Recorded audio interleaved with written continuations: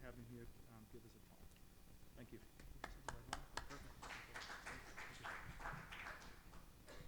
Well, thank you very much. It's an honor to be here. Today, over the next 35 to 40 minutes, I'd like to discuss a topic that maybe a lot of you haven't heard about, and really that's the impact of medication adherence in the way we carry out our clinical activities. And it really has a profound effect. It's been below the surface, but the FDA now is catching on, and they're starting to require certain tools be used in trials and even for disease management. Just a quick conflict of interest disclosure. As Peter pointed out, I am the inventor of the technologies. I'm the co-founder of the company, and therefore, if the technology is successful, I stand to benefit financially. I'd also like to acknowledge the National Institutes of Health. They've been a major development partner for us in the form of 7 SBIR grants from 4 different institutes, and without their support, I don't think we would have gotten off the ground as quickly as we have. Well, before we begin into what the impact of adherence is on clinical medicine, let's define it. The World Health Organization defines adherence as a medication regimen that is basically the extent to which patients take the medications as prescribed by their healthcare providers. And there's 2 elements of medication adherence. One is a yes, no, did they take it? But equally important, particularly in drug approvals, it's the interdose interval. A lot of the PK experts, they like to know what the dose, the timing between the last dose to the next dose is. That's very important in their modeling, and they would really love to have that information. And the agency is willing to do that for them and use adherence data in their deliberations, but it has to be definitive and it has to be per protocol. They'll never allow us to remove patients from trials, but they're willing to consider the adherence in their safety and efficacy deliberations. The other thing is there's 2 terms used here, adherence and compliance. Compliance, the experts would say, is widely used, but it's sort of denigrating. It forces you to do something, so the preferred term of adherence. And C. Ever Koop, in his day, made a profound statement: drugs don't work in patients who don't take them. And really that's the basis of why we're here today. Across diseases, adherence is the single most important modifiable factor that compromises treatment outcomes. This is from the World Health Organization. The best treatment can be rendered ineffective by poor adherence. Not only can it be the most important modifiable factor, there are instances where it's been deemed to be the most important factor in terms of variability of the relationship between drug dose and response that compromises treatment outcome, even more important than PK and PD. And Carl Peck showed examples with theophylline and looking at pulmonary function tests in children. When we look at non-adherence to medications, frequently this is a life and death type situation, and it's really detrimental at 2 broad clinical setting levels.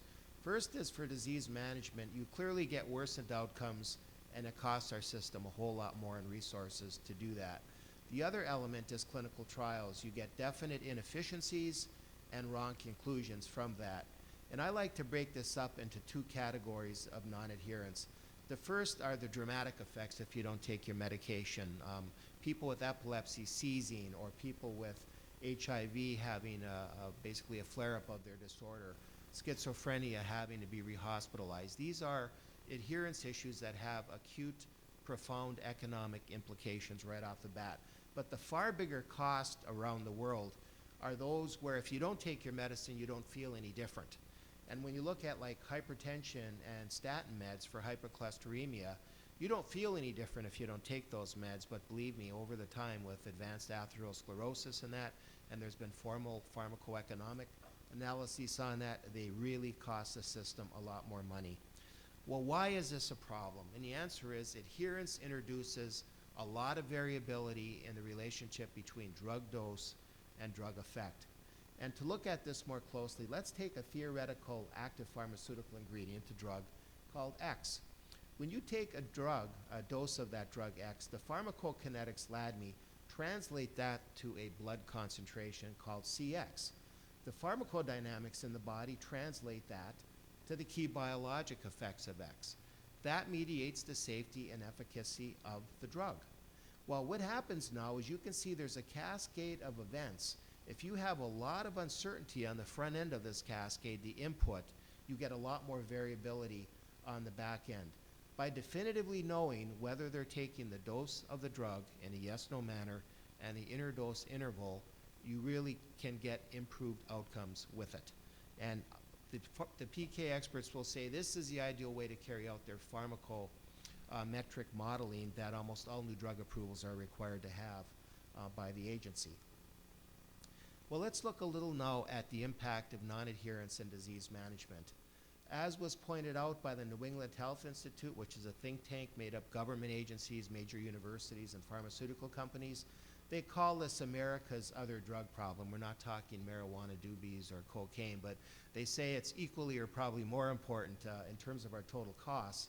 But by non-adherence rates, it varies markedly by disease states. For example, depression is known to have among the highest rates of non-adherence, but the rates vary by disease category from 20 to 71%. Certainly, the adherence rates are lower with chronic disorders than they are with acute.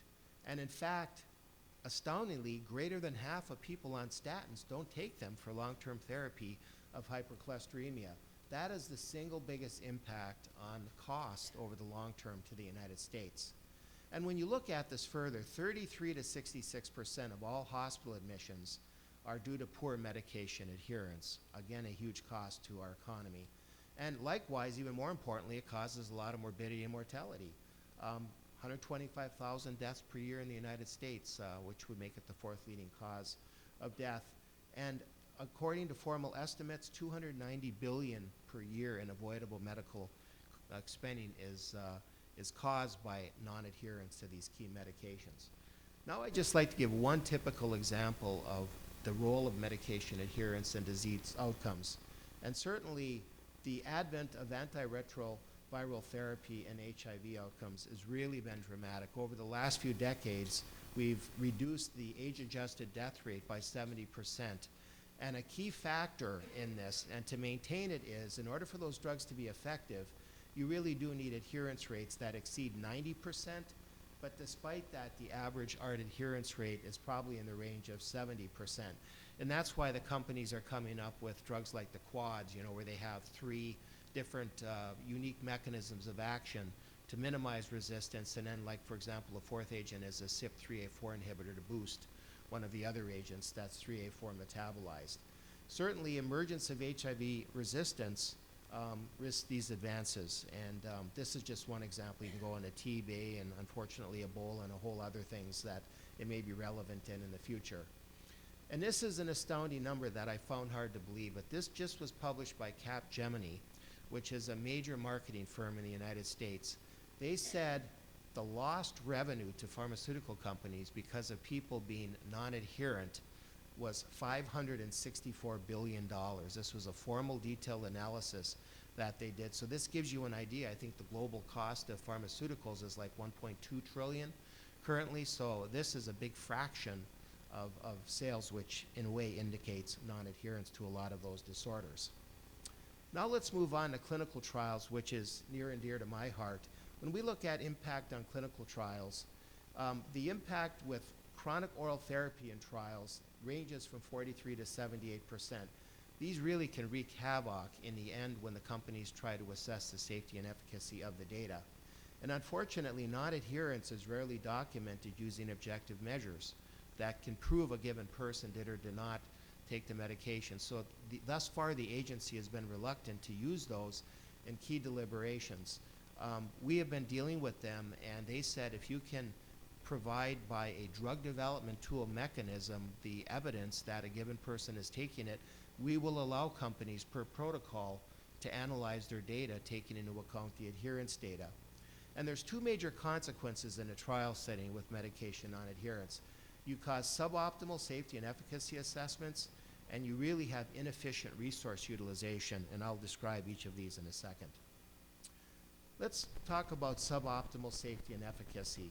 There are 3 consequences, and John Urquhart, who's been a pioneer in this field out at the University of California, San Francisco, repeatedly pounds on this, that if you don't understand the role of adherence in clinical trials, you have 3 net effects. One is you underestimate the efficacy of the compound. Secondly, you underestimate the side effects. SSRIs are like the poster child for this, where in the studies that were carried out, selective serotonin reuptake inhibitors, they found overall efficacy to meet the primary endpoint, but because people were being paid, they found out later, and because these act by a serotonergic neurotransmitter mechanism which mediates function of the GI tract, they were getting diarrhea and sexual dysfunction because it's a major mediator of sexual function in humans. Basically, people were stopping to take the drug, and they were underestimating the side effects. And when the drugs were approved, all of a sudden, these side effect profiles really became very rapidly manifest. And the net effect of these is, in general, you overestimate the drug dose required for efficacy. So when we look at this, bad drugs get approved, good drugs can be shelved. And in this business where it's so expensive to develop it, this is not a good way to go.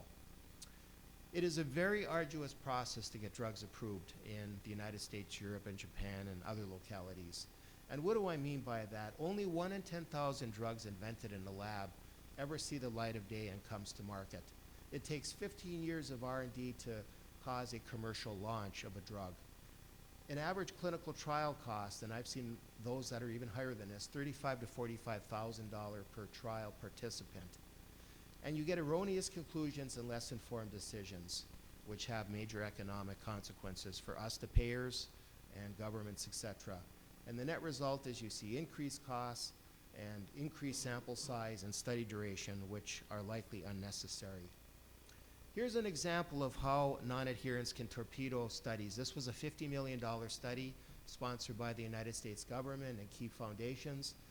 This was the Femme Prep study, which was basically prophylaxis with anti-HIV meds in women. It was 2,300 women in sub-Saharan Africa, and basically they were taking once-a-day therapy to prevent the transmission of HIV. This study was stopped for futility about halfway through the study, and what they found in an article in Science published by Dr. Cohen is adherence was the problem. And this just shows how this works. Of the women that were in the trial, 95% said they always took the study pill. 97% said it was very easy to take, no problem at all. When they measured the pill counts, 86% had the pills gone. But when they measured in the blood that was drawn after the study was completed and the women that were infected, less than 26% had detectable blood levels of the medicines in their drugs. So they said, okay, we know what went on here, because this was a study that failed, but then other studies where they really hounded people and got frequent blood levels, they were able to find an effect, beneficial effect in preventing HIV transmission. So now let's talk a little bit about the implications with regards to the cost of clinical trials. This is a big buck business. A lot of resources probably are not being expended if we really understood the role of medication non-adherence in these studies. And we've always heard the term, $1 to $1.2 billion per year it costs on average to bring a drug to market. Well, Matt Harper in Forbes did a detailed analysis of the top pharmaceutical companies, and he looked at their total R&D budgets over that 15-year period. It totaled $802.5 billion. With that money, they were able to get 139 new drug approvals. So that comes out to $5.8 billion per drug approval, and the range was 3.7 to 11.8 billion per new drug approval. A lot of money goes into this. And then Dr. Grove, Andrew Grove, who was the CEO and chair of Intel for many years, he has a major interest in efficient trial design. He did his own analysis, and he came up with a number of $2.5 billion per drug. A major cost driver here is you do large numbers of trials, you do large numbers of subjects in the trials, and basically this is not sustainable anymore given our healthcare constraints. So we need to look at new ways of streamlining this. This is from a statistical perspective, which shows what the impact of adherence is.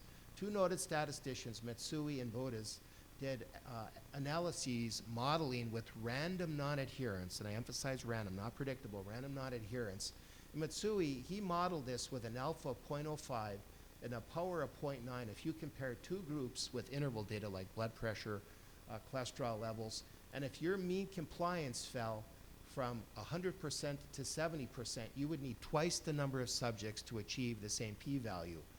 Another study, a follow-up study by Bodis, did similar, only he used the power of 0.95 using the same interval data in comparison of two groups. He found in his model that if the adherence, the compliance rate fell from 100 to 80, you would need 1.5 times the number of subjects. And if it fell from 100 to 50%, you need 5 times the number of subjects to achieve the same p-value. Clearly, you see a lot of loss of important information here and added costs to the trials. So it's an issue. So what can we do about it? Let's talk about some technologies that are currently in use and then some that are on the horizon. The current state of adherence for trials, 45 to 50% of trials really do nothing right now. Now the agency's changing that. They're starting to insist on some measures of adherence in the trials. But the ones that have been employed currently, there's 5 of them. People do the dreaded medication counts and refills. About 30% of the studies have done that. Then there's patient reports and diaries. I would put the dreaded assessment on that too. They're very, very unreliable.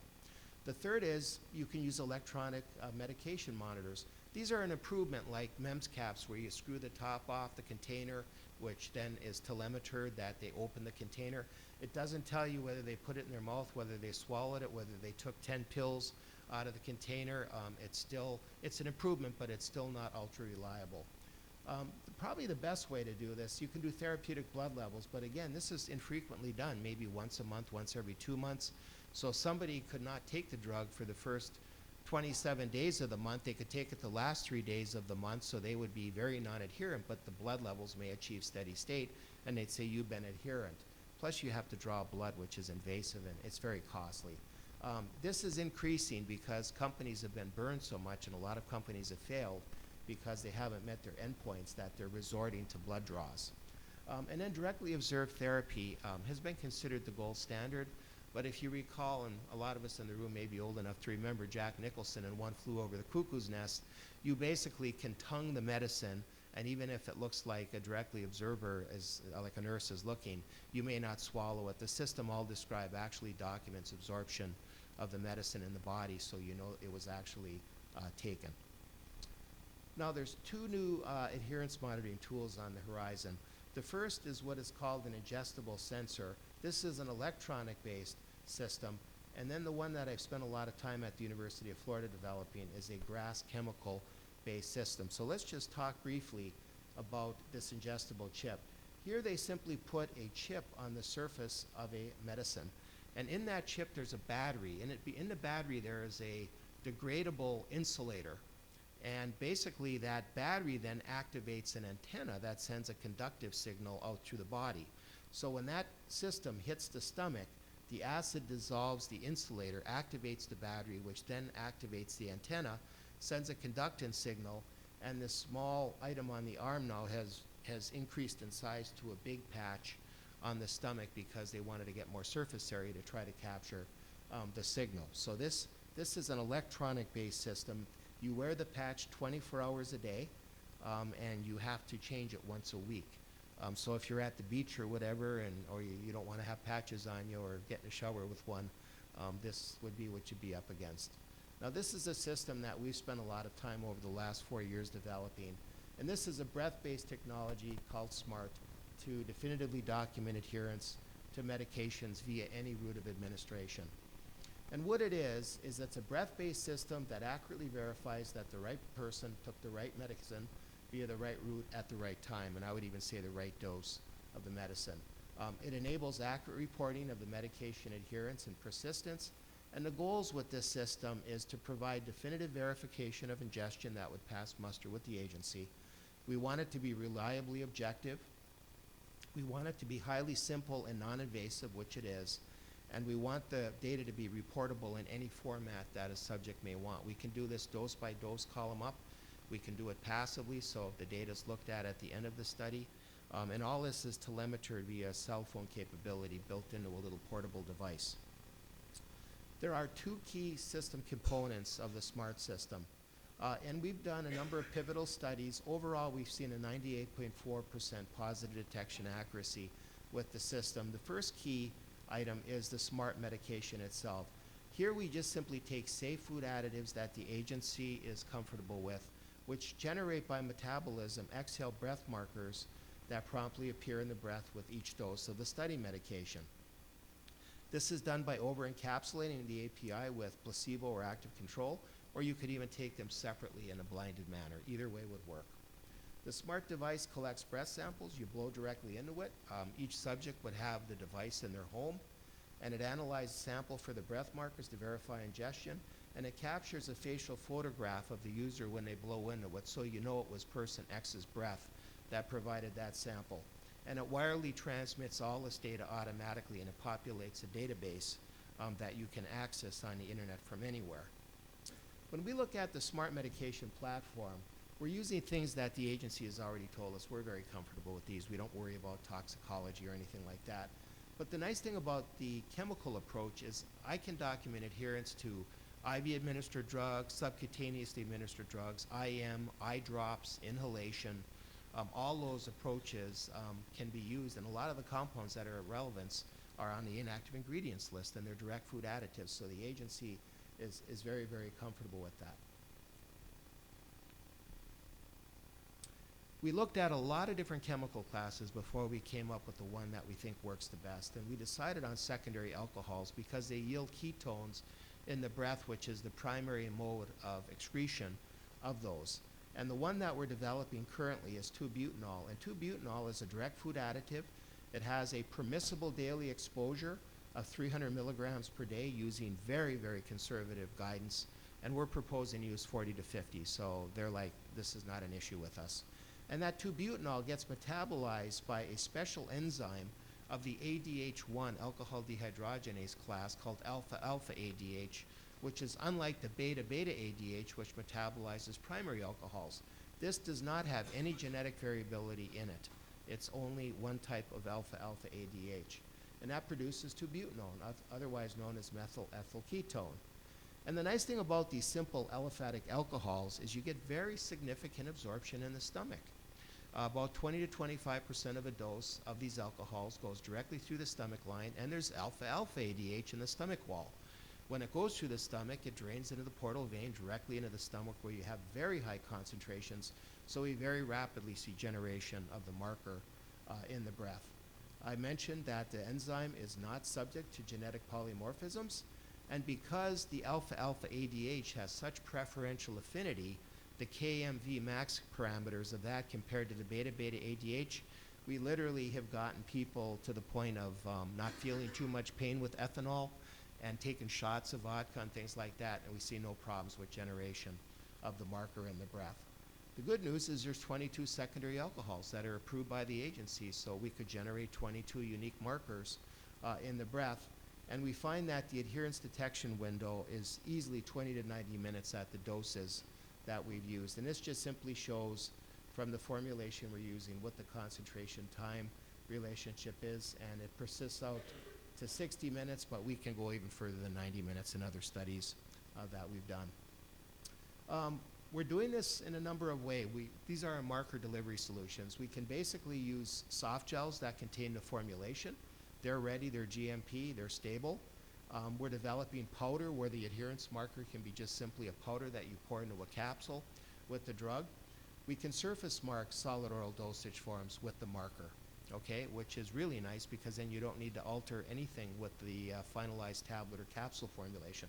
And we have NIH money where we're actually co-formulating the drug with the markers and its liquid solutions so that it's an integral part of a stable liquid formulation that can be administered to patients. The smart device itself is a miniature gas chromatogram, MOS. Hank Wolchin was a star. He's our VP of engineering with the Naval Lab, and he's leveraged a lot of the things that he developed with DoD.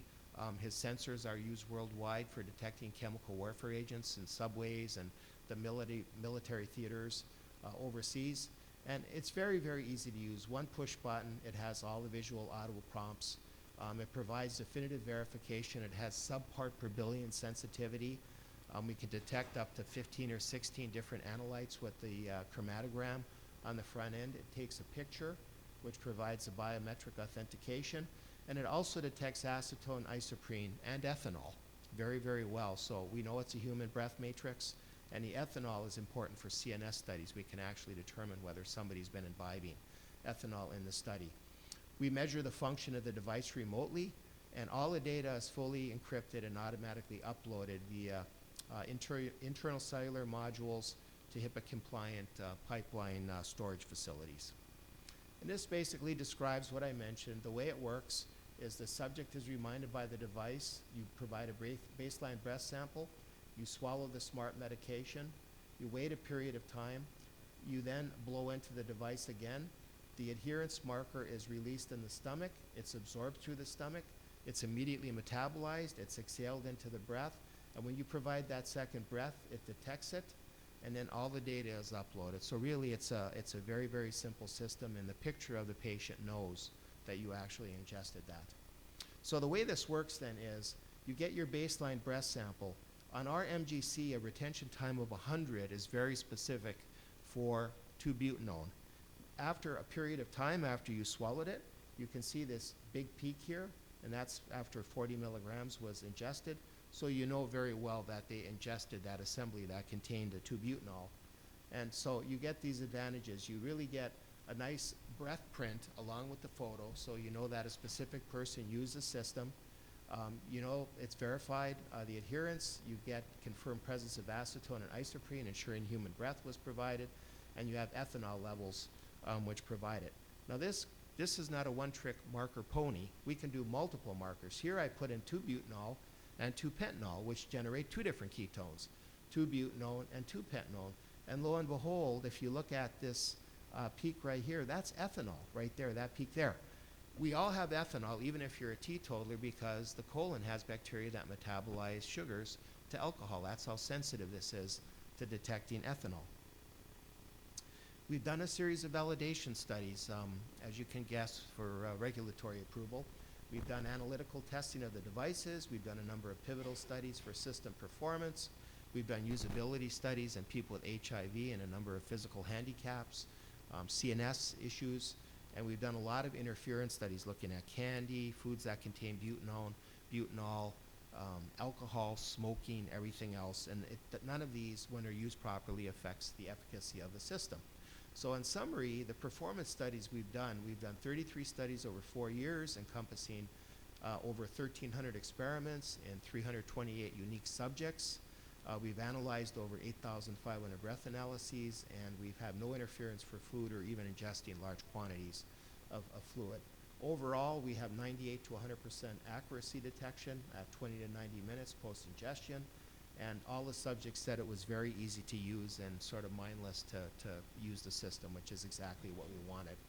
Now, in terms of the future, we're doing a number of other things. One area that I would like to address is drug diversion, and pardon my typo there, OxyContin, is we have the capability now to label a month's worth of narcotics. So basically, I can tell whether a given person took all 30 tablets in that month. And furthermore, we have the ability to know that on a given day of that month, did they ingest more than one of their pills in that 30-day interval. So it may be sort of big brother-ish, but this type of technology could really document that patient X did ingest 1 tablet a day or 2 tablets a day for that period of time. And likewise, we're carrying this through injectables. We're doing orally disintegrating tablets. And you know, there's other applications that we're interested in too to improve outcomes. So in conclusion, I hope when you design your clinical studies, you basically are considering medication adherence as a key item when you interpret your data. Thank you very much.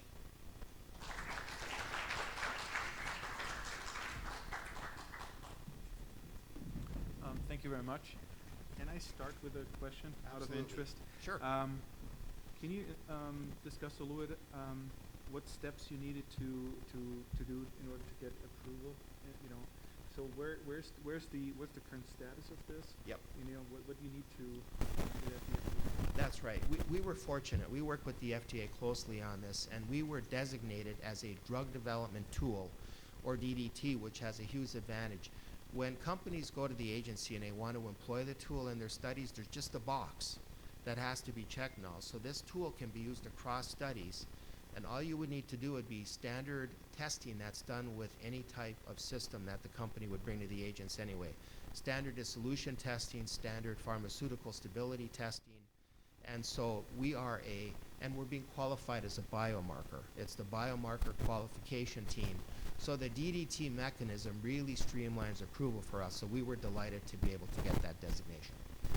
So we're anticipating approval of this fourth quarter of this year. We've done a lot of work and we're close.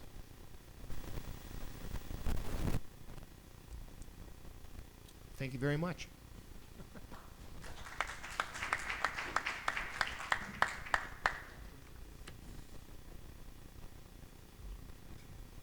I'm going to introduce the next